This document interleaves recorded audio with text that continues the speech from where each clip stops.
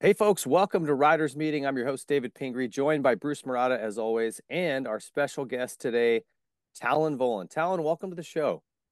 Thanks, Dave. Yeah, it's a pleasure to be part of the show. It's always fun to talk racing. We love it. Yeah, absolutely, man. I appreciate you taking the time, and of course, you're the go-to guy over at Chirby's. You guys make some incredible plastic. Pretty much all of our project bikes utilize your guys' stuff, and we sure appreciate the support there. And you've been there for a while now, huh? Yeah, it's funny. I retired in 2003. So, or 2002 was my last year. Started immediately in 2003, running the racing division, and then slowly also ran the Scott one, and eventually in 2010 moved over to sales, and then started running Chirby's in like 2011 all the way till now. So it's kind of like racing is pretty cool. I'm in a competitive position where I make a difference if depending on decisions that I make. And so that kind of lets me utilize still that racing attitude that I had in racing, but in business. Yeah, absolutely. I mean, that's how we have to transition, right? Like, what's our next race? Yeah, yeah, Yeah. definitely, definitely. Well, Yep. why don't you, while we've got you on the line, give us a little update on Max. He started the season out so strong. He was looking so good on that pro circuit bike, and I had really high hopes for him. Of course, the mud made things weird early, but Yeah, yeah, ended up losing a clutch there. But no, things were good, man. But we were out practicing, or he was at Glen Helen, which is the PC track, and just a small crash. The crash didn't even hurt him. He stepped off the bike, but as the bike was flipping behind him, he was just getting up, and the thing landed right on his leg at a weird angle and ended up dislocating his hip. But the challenge is, when you go to the hospital, we're in a situation where they couldn't what they call reduce it or get it back in, and then over you have to take time, and they decide to do surgery. Very frustrating. I wanted to them to try more or do more, but in the end, you have to wait to get a surgery room. So the longer that your hips out, the more higher risk you are potential nerve issues. And in the end, that's kind of what happened to Max. So a lot of people may not know this, but this is why we're not seeing anything on social media that because Max really just hasn't even been riding yet. He had a lot of pain, and it was strange because the nerve gets injured in the first couple of weeks. You're feeling like you're on a normal schedule, but as the nerve starts to recover, it starts to create a lot of pain, and that's what he ended up running into. So it seems like we've passed that now, but there's still a lot of challenges. Being a couple months not moving the leg much, atrophy. So there's still a lot of challenges going forward. Maybe targeting outdoor, but I don't even know when. Maybe first round or maybe later. Just have to. I think the most important is when you're injured to really make sure you're ready when you come back. Otherwise, you could suffer another injury. So that's what we want to focus on. yeah, that's right Yeah. for sure. Well, that's a bummer to hear, and I've never done it, but some of the guys that I've talked to who've dislocated hips say it hurts, man. It's not a fun one. Oh yeah, that's. I've done the shoulder, I've done the hip, but it's not good. It's not good. It's not what you want. So, Yeah. but I've It's definitely a had some shoulders out, so I couldn't even imagine yeah, a hip. Ugh. yeah, it's racing. I mean, well, if you're in the sport and you're getting to the top, it's never an easy ride. So you have to kind of deal with this stuff step by step. Yeah, absolutely. Well, we wish him the best. Yeah. Sure miss him out there and hope that everything heals up well, no matter when he comes back. I want to Cool. thank our sponsors here before we get rolling. Rock and Turf. These guys making some incredible products that are actually applicable to moto. They have some really cool turf mats for outside your motorhome, RV, trailer, house, wherever you want to put them. Really cool looking. I use them to change into my gear. Rock and Turf Landscape. So just check out at Rock and Turf on Instagram is where they'd like you to go. Also, Maxxis Tires making a really awesome line of truck tires. If you have a truck, Sprinter, Jeep, side by side, whatever, go to maxxis.com and check them out. And also speedstrap.com. Speedstrap making really cool tie downs. They're going to get into more products. Also, they have a tow strap system for motorcycles and vehicles. If you get somebody stuck, get a bike that breaks way out in the middle of nowhere, great products to get you home. So, Talon, you've won GPs, supercrosses, motocrosses. You kind of seen it all. Tell me your take on Indy, and I guess not just Indy. We'll dive into that in more detail, but this series in general. What are you seeing so far? Well, watching the East Coast, we watch closely 250, of course. I mean, Max every race, and yeah, it's been pretty chaotic, and it makes it pretty interesting how close they are. I mean, Pierce Brown, I don't see him. all the time, but he's right there in a championship. So it's pretty wild how this is all working out. And it looks like McAdoo is finding his footing. He was injured. I remember when we were training, he ended up crashing and he didn't come out for another month. So he only had a couple weeks under his belt. So he looks like he's getting better. And yeah, I think the PC bikes are really good right now too. So that's helping those guys. Yeah, they definitely look good. Well, let's get right to our Speed Strap 250 main event, which was actually 3 main events at Indy. And, you know, it's funny, this dirt, and we had this conversation with Jimmy Button in our Sight Lap show. Indy was always really good dirt. I don't remember it being this ruddy. In the last 2 years, it's just been a mucky mess. And, Yeah. you know, Jimmy even alluded to it. A lot of that is dependent on the weather that you have in that area throughout that season, but also Yep. where they're storing the dirt. And I wonder if these last couple of years they're either getting it from somewhere else or storing it somewhere else where it's sitting outside exposed to the elements. Because man, the last 2 years it's been a goopy, sticky mess. It has. I mean, even Yeah. in 21, it was pretty sticky there. So it's been some years now that it's almost like you kind of count on it, just like you count on Seattle. It's just gonna Right. be sticky. Yeah, it makes it interesting though. Really you see the technical riders. I'm thinking more like 450s when you see how fast Roczen and Jett could go on that stuff. It really makes a difference. Yeah, and I wish people could get down and actually walk the track because, you know, it is so much more difficult than it looks on TV. And they'll show all the rhythm lanes with the riders coming at you, so you don't really get a perspective of the ruts. I wish they would show Yeah. more of the front side and see what these guys, every time they're negotiating a jump, it's just a comb of ruts across the whole face. Oh You get yeah. into the air, sometimes a little cockeyed or crooked, and you've got to pick a rut because you got to land in one and take off out of another one. It's so freaking technical.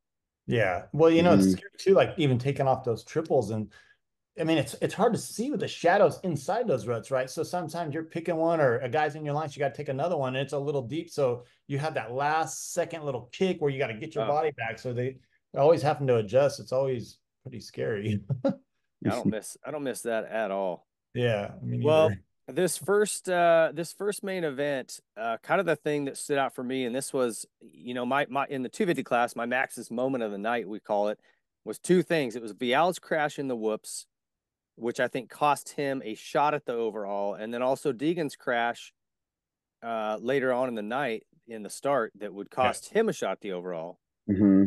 And those were really kind of the two pivotal moments. And Cameron McAdoo, to your point, Tallon has been really consistent.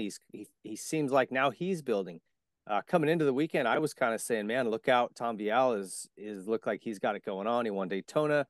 He won at Birmingham on a kind of a regular supercross track. And it's funny they mentioned in the broadcast, Birmingham was a race that was a normal supercross track with the exception of they didn't have whoops. Right. So that's kind of the last little hurdle Vial's got to get over is to be really effective in the whoops. And damn it, if it didn't bite him in Indy, Right. and he went down while running up towards the front. Yep. I'll tell Yeah. you what, he did look good. I mean, when you watch him in time training, it's funny how a win or even two, you just see a confidence, a totally different confidence. So I think that's going to carry him through. He's going to be a big challenger for this championship this year. Bruce, what Yeah. did you see in these opening races here? Well, with McAdoo, I mean, I had him for the win, Ping. So it didn't really surprise me to see where he put himself at. But one thing I wanted to mention for both of you guys is talking about the whoops, how Vial goes down on the whoops. Man, that just seemed like such an awkward whoop section coming into that right-hander. It's like, Yeah. and as you mentioned before, Ping, like it's always hard to slow down in a whoop section. So did you guys notice anything like that where it was so awkward how they had to slow down to come into that tight right?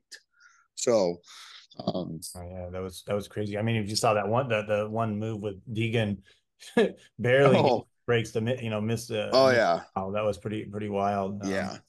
So that was But one of my highlights of the first that first race was I thought Cody Schock rode really good especially with the broken collarbone. He surprised me. Hey, he So, Yeah. surprised me. uh, I tell you, me and Max were talking about that because I've raced a lot of years. So you see collarbones, and the only guy I've seen do something like that before was Everett's racing I don't remember what year it was, late 90s, but he had a surgery and in 14 days he ended up getting third at the GP. We were at Budds Creek, and I told Max, there's no way Shock is going to make it. You can't get surgery and race, and even Supercross is worse. I honestly had no idea how he did that. It was amazing. Yeah, and he got fifth in that first race. So Yeah, he it was was unbelievable. yeah. Unbelievable. Yeah, he's had a good season just all around, outside of that injury. But for him to come back, he showed, I think, sort of another side to him, which is that he's gritty and he's not a pussy. And Yeah. I became a little bit more of a fan, like going, all right, Yeah. Yeah. go on, Cody. I like it. Um, Mm-hmm. to touch on the whoops that you were talking about, Bruce, they were weird, and they had that inside had an extra half whoop, so depending on which way you went, you couldn't just like keep skimming all the way through. If you did, you ended up really wide in that turn, so it made it Mm-hmm. very technical and weird. And I think they probably assumed, because of the dirt being so soft, they would be jumpers anyway, which they turned Mm-hmm. into. But I like when they do stuff like this. I am frustrated with the tracks being so cookie cutter. And so, I mean, these guys, you watch them in practice, they go out the first or second lap, they jump everything. Yeah. It's like, Yeah. man, challenge them, Yeah. make it so that it's weird and they can't get into a flow. I think that it doesn't have to be crazy big jumps, just make it, challenge them, make it more technical. Mm-hmm. And so, as weird as it was, I liked it. And it did create mistakes. It created time lost and gained. So I thought it was actually pretty cool. Um, Definitely with it being soft too was like a whole nother element. oh yeah. And I guess we'll get to the 450 class in a little bit, but the way those guys were going through it was freaking crazy. Yeah. We'll talk more about that. I do want to say, like, Cameron McAdoo is a completely different person this year. And I don't know what the reason is for that. I hope to have him on the show here soon and ask him. But in the past, he's been fast, with his years at Pro Circuit. Always had the speed to win, but man, he was a crasher and made a lot of mistakes and just seemed like he was trying way too hard. And this year, he has been the opposite of that. Still good speed, but not. Maybe he's just ratcheted it down a touch and went, you know what? I'm good for a second tonight. I'm going to take a second. And he's been this consistent guy outside of round one with his, package hanging out, which was not his fault. But he's been very consistent, and it's put him out front now with the red plate. And if you guys had to pick a horse right now, and again, this isn't even excluding Deegan or Pierce Brown. Deegan is 16 back, which if this were just East Coast rounds throughout the rest of the season, I'd say I don't think he's got a real good chance. I think there's no way that Vial and McAdoo have bad races enough to get Deegan back in this. But we have the East-West shootout, or whatever we're calling it, or East-West, where they're combined. And I think that is the one race that could still get Deegan back in this. If he can go out and win, and McAdoo and Vial end up with like a fourth, sixth, something like that, he's back in this. Mm-hmm. So I don't want to exclude him or Pierce at this point, but it definitely looks like it's a two-man race at this point between McAdoo and Vial.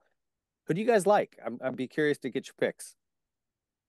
And why? Tell Go I'll let you go.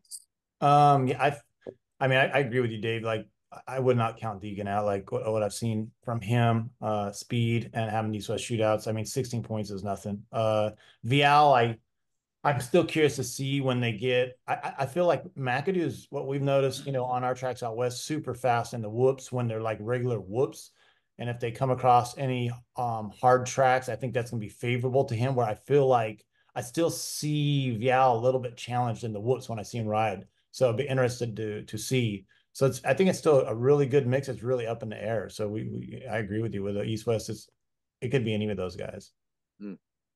Bruce? Yeah, I think like for Deegan, in that second heat or in that second main event, that's what I was expecting from him all season long. He's had a lot of just weird. I don't know if he's creating his own luck, but with him going down in those first corners, and he's just not being as consistent as like what McAdoo's doing. Man, I'm really leaning towards Cameron on this championship here, Ping. So yeah, I just think he's and his confidence obviously building, more and more. And I look at him as being just more conservative this year and just playing it really smart. Yeah, he seems very focused and like in a good place mentally and everything else. So I got to agree with you. I kind of thought Tom Viel had it going on, but after watching Indy, Tallon, I really agree with what you said, where I just see these little boxes. He's still got a tick to become a very well-rounded supercross rider. And whoops are definitely the biggest one he's got to figure out. Right. Because even if he doesn't crash, he's losing time in them. And a guy like Cameron McAdoo is going to eat him up if they have regular whoop sections. So it'll be interesting to see. I want to touch on one more thing before we move on to the 450 class. And that is Hayden Deegan's sort of behavior and maturity. And it really got, we got hammered on our social media for just posting stuff about him. Say what you want about his antics, behavior, etc. The danger zone and just like whatever, all of the stuff, right? He's an incredible rider. I've been blown away with his grit and how well he did last year as a rookie. Obviously, he came in hurt this year, so that changes everything. And I don't know that we'll really know the details of it till this championship's over. I would guess it was worse than he alluded to, or he was off longer than he alluded to. But he really has come unraveled, or did for a few rounds there, and let it get to him. And he was, flipping people off and screaming and yelling at people. And it was like, it's rookie stuff though, right? And Tallon, I think 15 years ago, me as a media guy, I would have lit him up and said, oh, this kid, what a spoiled brat. He needs to da. And over time, as you get older, you kind of go, you know what? When you're 17, 18, 19, whatever you are, you're just kind of you're a kid. And I'm trying to just give him a little bit of grace there.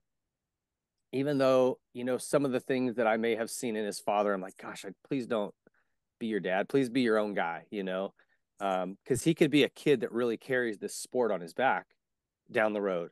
He's that good. And I just wanted to see him be a little more mature. And man, he was great last night on the podium, the things he said, his behaviors. I saw, and whether this was the little family sit down that they talked about on TV or his team helping him or him just kind of sorting through it, I felt like he handled his emotions better.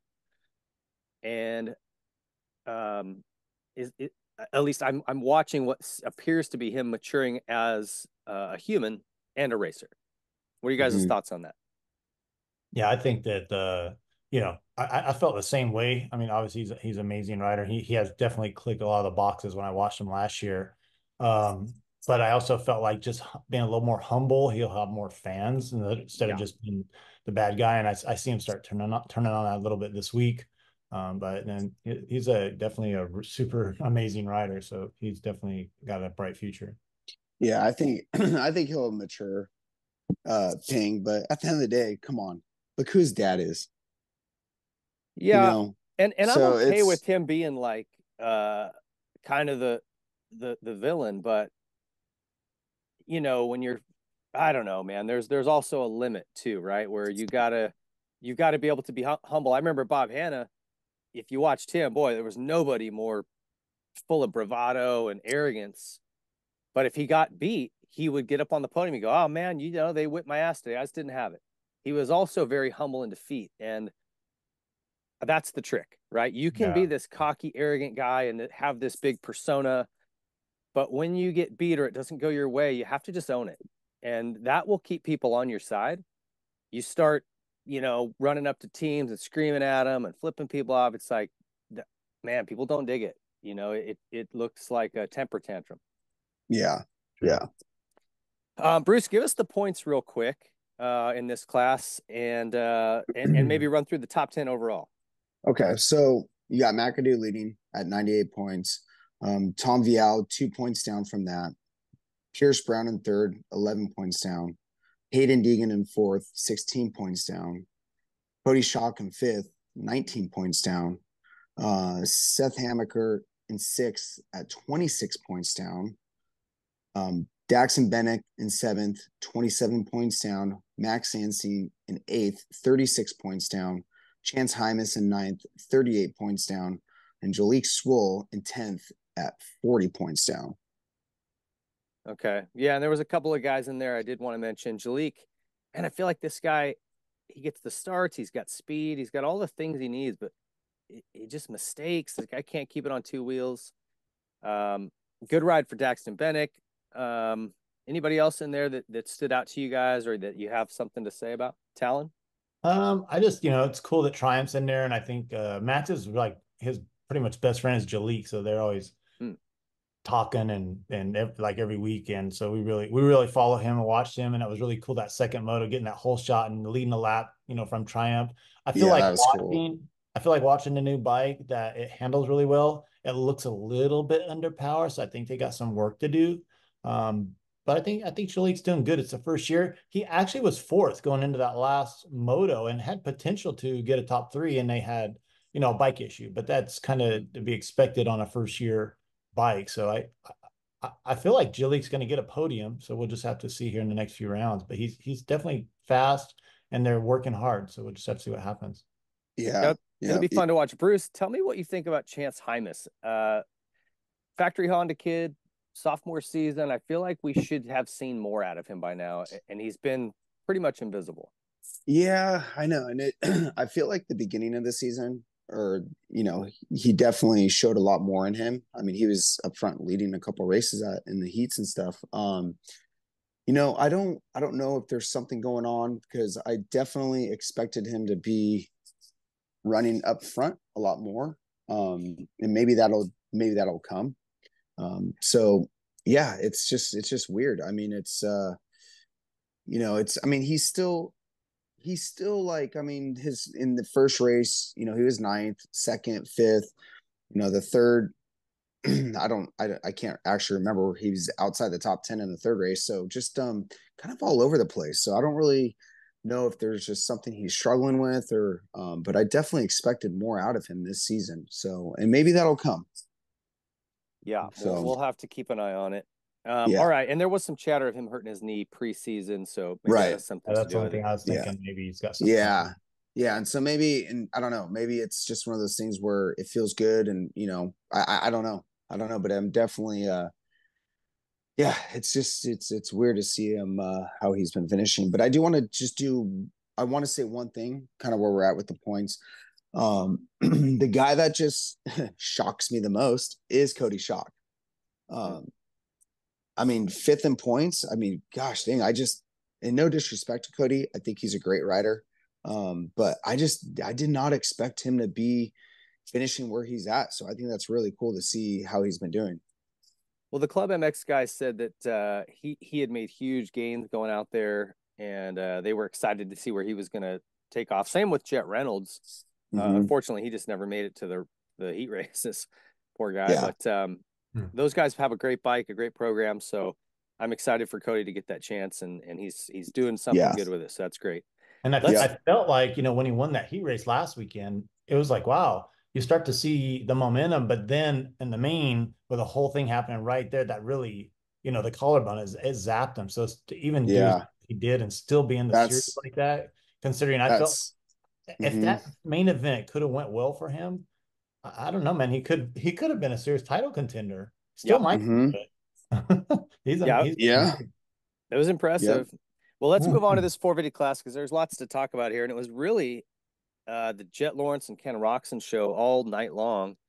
And all three main events started the same way, with Kenny getting the whole shot, Jett sitting behind him for a while until he figured it out, making a pass, and then just running away with the win. And I guess my overall take on all of the night's racing was, and we alluded to this last week after it was 2 in a row. Now that it's 3 in a row, and you start to look at the points, you go, okay, this is kind of what we all, or a lot of us, expected to happen this season. Whether it's his technique, his start, just all of it, the whole package, Jett's on another level. And as disappointing as it is, I really wanted to see Tomac go out as a winner. I wanted to see this championship kind of carry. I wanted to see Chase have a good season and get, be in there in the mix. And it's like, no one can match this kid's stuff right now. And I fear we're on the opening stages of a really long McGrath-esque type of run. And maybe even more so than that, because Jett's just as good outdoors as he is in Supercross. And I think he's gonna probably get 10 wins this season and have this title wrapped up long before the series ends. He could, man. It was amazing, particularly just going into the whoops. Yeah, I'm sure you guys saw that. Oh yeah. It didn't, I was talking to my brother. We follow racing, so why don't other guys don't jump in it? They don't jump in it because it was difficult and technical. He was the only guy in the end. Those guys were doing it the first moto, second moto. I saw Webb do it a few times. Some of the guys doing, but by the third moto, he was the only guy still doing it, and it was second to a second and a half faster that made the difference. Mm-hmm. But Talon, both you guys, how freaking technical that is. The Oh, speed off that roller has to be perfect. Yeah. Because if you land too long, too short, or you're a little bit left or right, it's going sideways, and you're hitting that roller, and it's like it kind of turned left into the whoops. So he's not only jumping into him, he's jumping into him at an angle. He totally was jumping in an angle, and then he would just, instead of, most guys jump in an angle, it shoots them left or right. Somehow the kid would land and then just pop up the next three. It was just that's why he's winning the championship. He's like you said, another level. Like, it ain't easy. Yeah. Yeah, there's these riders that change the game, raise the bar, whatever. We talked about it forever. It's Hannah, it's Jeremy, it's Ricky, it's James, and he's the next guy. And it's no doubt. as much as it's going to be a bummer to have one guy just crushing everybody for a while. Yeah. I keep saying it, just enjoy what you're watching, because you're seeing something special. This guy is like going to be something. He's going to put his name in the record books big time. And this is something too. I want to just mention this. I don't know if you caught our show with Phil Lawrence, the Whiskey Throttle show, but Phil said something to me. We were talking about how he and I, why didn't we go further? What held us back, Mm-hmm. And because we had limited success, right? Like a handful of wins. And, Phil had a second behind McGrath at the Orlando Opener 96. I mean, Phil was super talented. Like, why couldn't it go further? And he says, well, let me ask you this, Ping. He goes, how many elite level champions, like Hall of Fame guys, do you know that come from broken homes or pass with a bunch of chaos and drama in them? And I had never really thought about it, but go through your list of names right now. Okay. Bob Hanna, Jeff Ward, Jeremy McGrath, Brian Dungy, Chad Reed, Ricky Carmichael, James Stewart, now Jett Lawrence, all of them from families that the mom and dad are together. They're a very tight unit. They're not necessarily, doesn't matter if they're poor or wealthy or somewhere in the middle, but it's a solid family unit. And I'm telling you, go through it. The number of elite level guys, like somebody said Everett's parents were split up, and so that he would be the one outlier that I could think of. But whether it's financial, or to me, it's more of like if you have a family that's solid, they've always got your back. You're more willing to take risks, not afraid to fail. Maybe just more confident in yourself, whatever it is. And it was actually funny because it tied together with something that Deion Sanders said in an interview, and he got in trouble for saying it, about how he hired people at Colorado, the football team he's coaching. He goes, look, if I'm looking for a quarterback, I want a 4.0 student. I want a family that's together. Mom and dad both in the house. Kid's a good leader, well-spoken. He goes, but if I'm trying to find a defensive lineman, I want a single mama in the home. Dad's out of the picture. Kid's hungry. They're on food stamps. Like, I want this kid to be an animal. And he got a lot of heat for saying that, but it's like, it really, to me, put what Phil and I were talking about in perspective, is that your upbringing really has a lot to do with how you turn out and what your kind of ceiling is. And statistics don't lie. Go through it and just start listing off some of your favorite riders, and then ask yourselves whether or not their folks are still together or were when they were racing. Ryan Villapoto, until his father passed, his parents were together. So, I'm telling you, it's single digits and probably low single digits, the number of guys who have multiple titles that come from a broken home. And anyway, it's just to me, it was a really interesting dive and something I'd never thought of.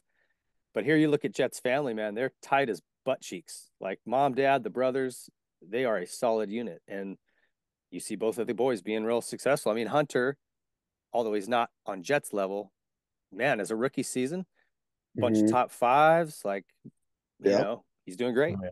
Yeah, Mm-hmm. definitely. I mean, I think it helps too. Just he gets to ride every day with Jett. So Yeah. I felt Yeah. like in the 250 class that really raised the bar, and they were both on a totally different level. I think that you know Jett had to. I've noticed even his last three races, like he made some mistakes early, but I see him now super focused. Like he ain't messing around, which kind of bums you out because like probably he's gonna win, but he's definitely. I think compared to the 250 class, you can see just a difference between him and Hunter. Like, I don't know. I don't know what to say about that kid. He's just crazy good. So that's the way it is. It's pretty wild. Kenny Roczen won this race last year. It was probably even ruddier and you know, Yeah. stickier conditions last year. And he shines in this stuff. Yeah. Tallon, you can speak. You've raced plenty of European supercrosses where he grew up over in Germany.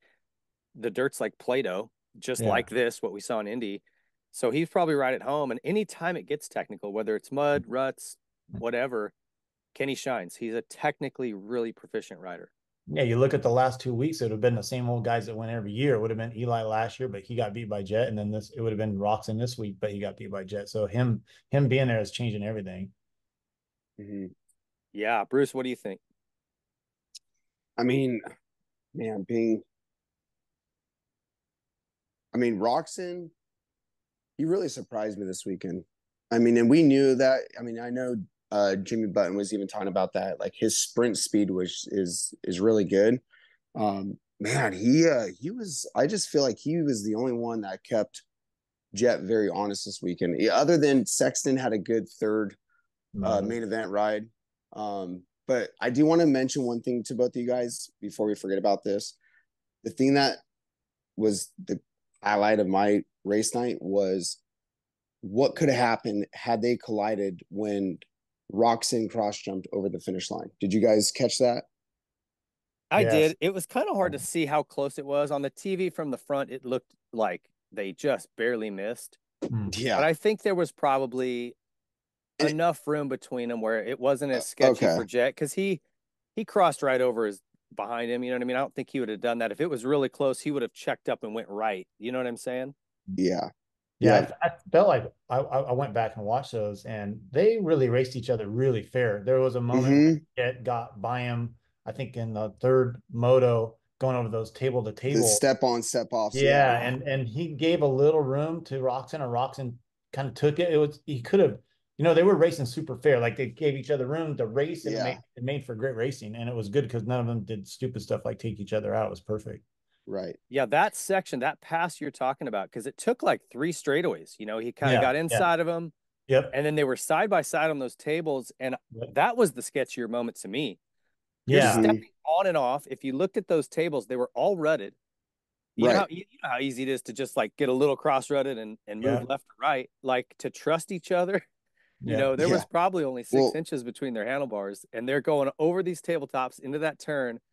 And then when Jett actually sealed the deal, if you go back and watch how tight he went right over that hump and doubled out, I was like, God, how does he yeah. do it? yeah. Like, how does he That's do it? another little technical spot. You don't realize he makes it look so easy, but then why wasn't Roczen doing that? Where they come out of that corner and he would just seat bounce double, and then he'd get that other rhythm going through there. Or even Yeah. going onto the tables, how rutted that jump got. Did you Yeah, notice how fast Jett was going through there? And yeah, Well, yeah. Kenny started drifting wide to get out of that deep rut, and Jett Well, just it didn't even bother him.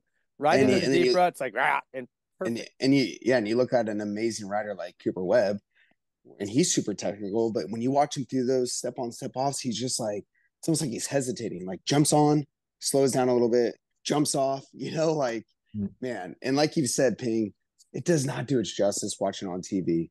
If fans walked that track or even rode a lap around it, I mean, it would just be like insane, yeah, you know? yeah. I feel like mentioning Webb, his whole night got screwed up there hitting with Clayson.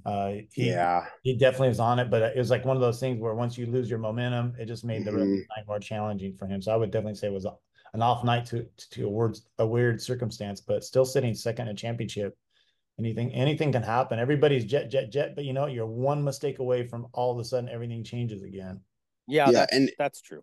and I do want to touch on some things, Ping. So although I did say Roczen was definitely keeping Jett, you know, he kept the heat on him all night. That third race was interesting though, because not only did Sexton, you know, he passed Roczen, Webb at the end actually started to catch Roczen on that third race. That's what Cooper does. So, I mean, he's yeah. he's a beast.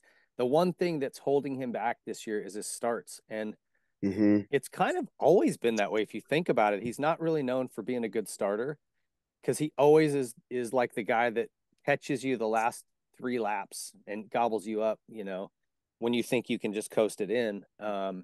If if he wants to get in this fight, which, gosh, this weekend kind of screwed him. I mean that I have that incident with Clayson as the Maxis moment of the night because it, to me, really, whatever chance Cooper had, he was the closest guy to Jett in points. And if he was really going to challenge him and just beat him heads up throughout the rest of the season, he had to stay close and at least minimize the points lost this weekend. And that crash, man, that hurt him. And you know, my gut reaction when I see something like that is like, gosh, dang it, freaking lappers, dude. Like, Yeah. you got to see the blue flag. Like, just what are you doing in the race line? I don't know. I get really frustrated because that affected the night big. I went back and watched that, and he kind of like cross-threaded and felt he was going to the right, but then he looked back to the right and it made him go to the right even more. Yeah. He ran right into Webb. Like Webb did nothing wrong there. It just Yeah. bad deal. Yeah. Yeah. Yeah, very frustrating. And nothing against Cade Clayson in particular, but it's like if you're rolling the track and you're out of the race, yeah, I just wish they'd black flag him, just pull him off. You know, I think when you go 2 laps down, you should be pulled off. That's my personal opinion. I agree. And just take whatever position you're in at the time or whatever it gives you. Like, that's it. But these guys that roll around, just get off the track. You know, you're a moving obstacle, and it's affecting the outcome of these races. Chase Sexton had a good night. I feel like, man, he's just not where he wants to be, and you can hear that in his voice, and it's probably very frustrating to him. What do you guys see in Chase, and do you think he's got it under the hood to run with Jett when he gets really comfortable? Man, I mean, he looks amazing. It looks like they've really got the KTM's working better this year. It's like what we said though, Jett's on this next level. But again, you know, we all thought Eli had it last year going to the last race. Like anything can happen. If you're sitting second or third, and I don't care if you're 15 or 20 points back, you're still in it. So like anything can happen. Yeah. Every day you got to go practice on these darn tracks. And when you're practicing, just one little mistake can cost you an ankle or a wrist. So I don't know. Jett's the best guy right now, but again, Webb's not out of it. Chase ain't out of it. Those guys aren't they second and third right now? I'm sure. Yeah. So yeah. But yeah, I don't think anybody has it the same level as Jett. Like when I see him, he looks like he's riding, you know, everybody says that about 80%. And then when he's got to crank it up, he can. Yeah, I don't think he's shown us all the speed he's got. Like if he had to drop a second or two a lap, I think he could. That's the crazy part. Yeah. And the crazy part is to think about the next 2 years because he's like a rookie this year. He's just going to become better and better. It's not going to be good. Yeah, and Ping, I think if the nights that Jett doesn't show up as himself, you know, those are the nights that a Sexton, a Webb can capitalize and beat him. But I think if when Jett shows up and he's on his, you know, he does what he does, I don't see anyone beating him right now. I just don't. Well, and here's the thing that gets scary from a fan's perspective is you got Eli who's at the tail end of his career. So is Webb. So is Kenny.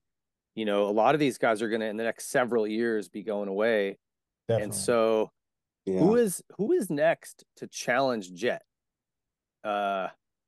Maybe Deegan, you know, I'd be the guy just with the persona and the writing. He would be, I mean, you'll get some of these guys, Pearson, all of them will move up, but man, it's just, there's really nobody you can think of at the moment. Yeah. But times change things a little bit. So we'll see. But man, the next 2 or 3 years, it's pretty scary to think about what kind of run that could go on. Yeah. Yep.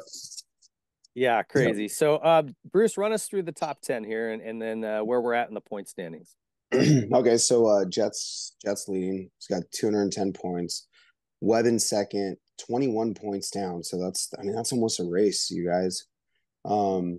Sexton third at 25 points down.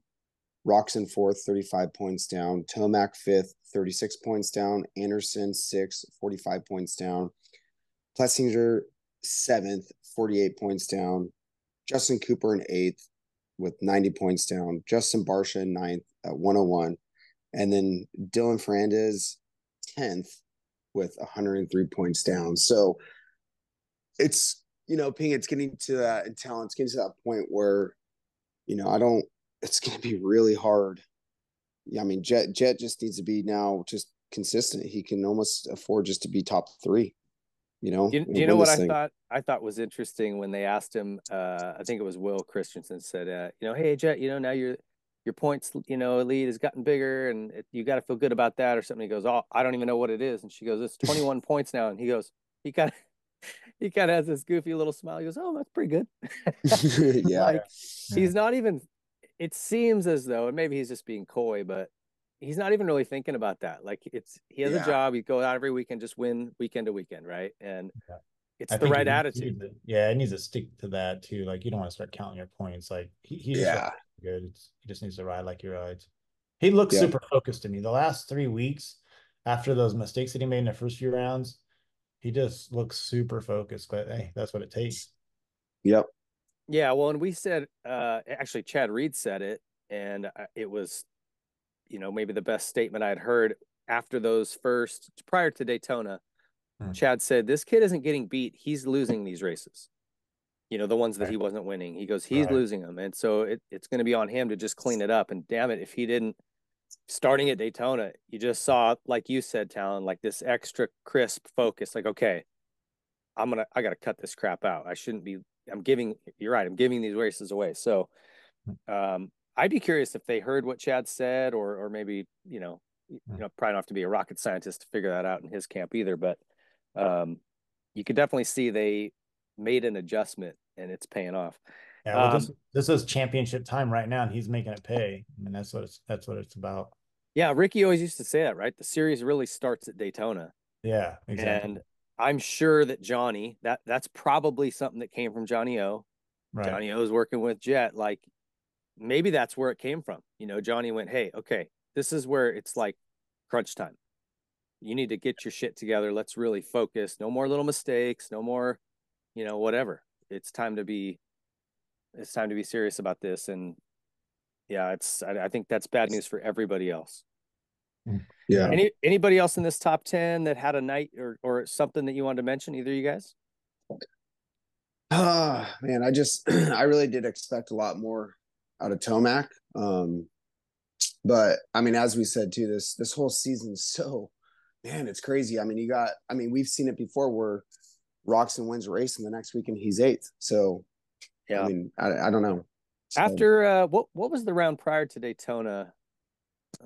Brain farting which race it was, but Eli had a great race. We kind of finally saw that beast mode back, and he on the podium, he said, I'm warming up, I'm coming. And I was like, ooh, yeah, okay, this could get interesting. We're going to Daytona. Everyone kind of expected Eli to win, and then he didn't do poorly. Like you said, Talon, if it wasn't for Jett, he'd have won. Yeah. But it's like, did that take the wind out of Eli's sails? What do you make of the Tomac situation? Because he's clearly still capable of going that speed, right? We saw it. Yeah. But then, we just didn't see it this week. I mean, you don't know what's going on with or last week, right? So, what do you think's going on? Yeah, I don't know, man. The guy's super gnarly. I don't know. He just wasn't. You just didn't notice him that much this week, right? I don't know if it was his starts. The truth is, though, you got 6 or 7 guys. I mean, even Plessinger's riding good. There's 7 guys that are riding so good. So even when Eli's at the back of that pack, it's not, I don't know. It doesn't feel like he has the advantage that he used to have. So I feel like everybody stepped up their game. It's just that Jett's on some other level. Yeah. you know? And Yeah. I think There's that so makes many it good guys even right more impressive what Jett's doing, because if you go back to a lot of McGrath's years, Yeah. you know, and I don't want this to come off as a dig to any of those riders, but like you had Larry Ward, who I love, Big Bird, but Yeah. he was on a no lean like Sizzler Yamaha, like a privateer bike, and he was Right. getting second, right? Right. I remember that. Hmm. So compare that to right now, where Jett's competing against, like you just mentioned, 7 factory guys who are all like riding great, you Yeah. know? Yeah. I feel like a lot of the guys, I mean, even Roczen's riding the best he's ridden in years. And Yeah. then Plessinger is like, hey, he was leading with the red plate. This is the best he's ever ridden in years. And then you still have the main guys, which are, Cooper Webb and God, there's Eli. I mean, again, there's 7, and even Anderson is fast. Max trained a lot with him. It's crazy. You don't really realize how good these guys that he's racing are. They're the Yeah. elite of the elite. Like when you go out, when you're us, like you watch them, I watch them, like we really see the little differences. And I think a regular person doesn't, but I mean, what he's doing is just crazy time. These guys have 7, 8 years, 9 years in the 450 class at that level, and he Hmm. just rides like easily in front of them. Is pretty insane. Yeah. Yeah. Yeah, it's pretty crazy. And I want to say this about Ken Roczen too. I wonder what would have happened if Kenny hadn't broken his arm. Because that Mm. that season was sort of Kenny doing what Jett's doing right now, right? Yeah. And I think when you talk about technically proficient riders and just um, being able to do things on the bike that maybe others can't, whether it's corner speed or just hitting ruts, being precise. Kenny was really that guy before Jett was. Yep. Maybe not to the level, but I think that was his window of being like the best right there. And it, right as it was opening, it got taken away from him. And so I think he's finally back to being healthy enough that he can ride like himself, but he's so old by racing standards that Yeah. I mean, then we're ancient if I'm calling him old, but Yeah. I'm just saying by racing standards, he's what is he, 30 or Yeah. whatever he is. So he's kind of past that window of like his prime, right? Right. What would we have seen out of Kenny Roczen had he not gotten hurt? Yeah. I mean, I think it would be a multi supercross champion. He was just, he has got quite a few wins under his belt. He was, I would say, Jett Lawrence when he was coming up. I mean, that's super talent. You still see it now. Like he's probably half the guy he used to be, and look how good he can go. It's Right. ridiculous. So yeah, I mean, it's rare. Those guys are super rare. That's why they get paid so much. But it's he was that guy, and now Jett is that guy. So that's just the way it is. And I Yes. think it's a good example, Talon, like what you were saying, how in just a moment things can change. So Yeah. it looks like we're headed Yeah. for all these years of Jett dominating. It just takes one little kicker to pop Yeah. you funny that you don't expect, and your Oh man, whole you've seen trajectory of your career is changed. think about Rick Johnson. I mean, you have guys at the Yeah. beginning of their career and things happen. So it's never over till it's over. And I mean, obviously he looks amazing, but like you said, anything can happen at any time. It just a split Hmm. second changes everything. Absolutely. Bruce, anything to wrap up here?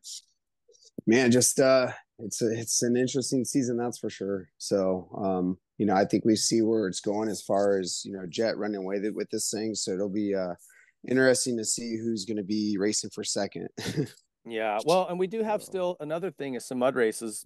It's looking like Seattle's going to be a mudder next weekend, which I can't believe I'm saying that again. Yeah. Freaking mud Yeah. races this year, man. It's just out of control. But the Right. forecast is looking like rain in Seattle in the spring. Who would have imagined? Right. Yeah. Yeah. All right. Yeah. Well, hey, Talon, thanks so much for stepping in, man. I really appreciate the time Yeah. and the work you're doing Awesome. at Cheerbeast is awesome. You guys make amazing stuff. If anybody needs plastic for your bike, that's the place to start for sure. And I want to thank our partners, Rock and Turf, Maxxis, and Speedstrap.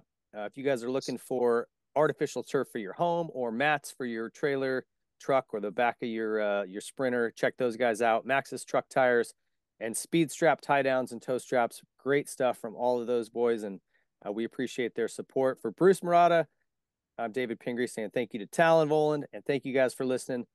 Be sure to tune back later this week when we hit Sight Lap looking ahead to Seattle. Thanks so much. Have a great